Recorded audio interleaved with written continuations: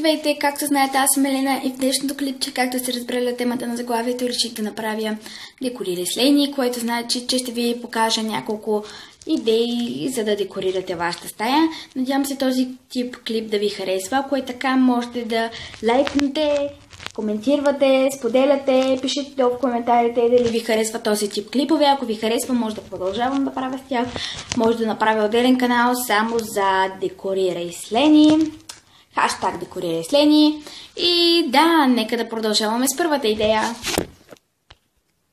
И така, за първата идея ще ви трябва тиксо. Цветни листчета, които може да ги вземете от обикновена книжарница, също и в Джамбо ги има. Лист и ножичка. И така, на цветните листчета вземате 4 парченца тиксо и го обръщате в различните страни и го залепвате по този начин, да може и отзад и отпред да лепка. След това пишете вашата първа буква от името ви. Така, следващото листче решихте розово, вземате червен фломастер или там какъвто ваш поискате по ваш избор и пишете втората буква на вашето име.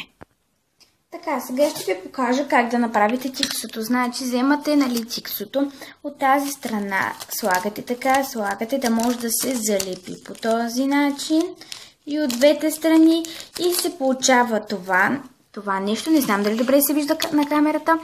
След това го залепвате тук и то се получава по ето този много лесен начин.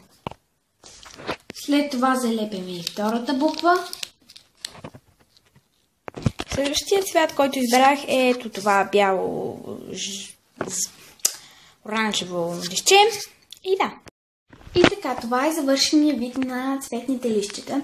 Искам да се извиня поради причината, защото без да исках спрях видеото. Така че не се притеснявайте, ще го гледате като едно, защото с програмата, която обработвам, ще след двете видеа и ще стане това, което искате. Така, ето това се получи с листчетата. Също реших да украся с ето тази снимка на Виолета. Казах, че не съм толкова голям фен на Виолета, но все пак много я обичам и украсих стаята си с няколко снимки на Виолета. След малко ще видите кадри от тях. И така, това е лотара ми на снимки на Виолета. Това е снимката с Анджи и Херман, групата, Людмила, Томас и Виолета. Това също украсих с няколко снимки. Така, искам да споменах и в клипчето покупки от Джамбо. Има снимки в книгата на Виолета, които фенките могат да използват. Вижте смешната снимка на Людмила. Реших да не я слагам. И да.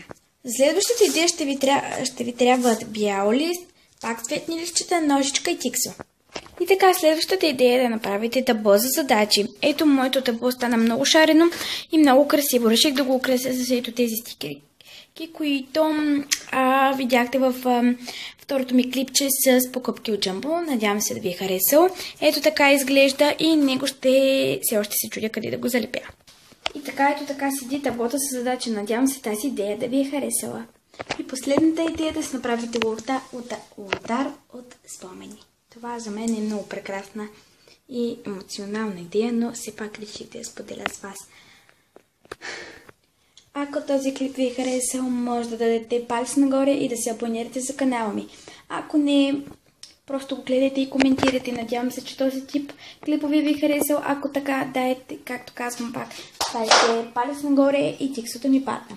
Както казах 100 пъти, дайте палец нагоре и ми пишете долу в коментарите какви клипове искате да направи и моля ви за поне 10 път. Моля ви пишете долу в коментарите въпроси за так моят домашен любимец. Не гледайте това бюро, не е в добро състояние. И да, чао!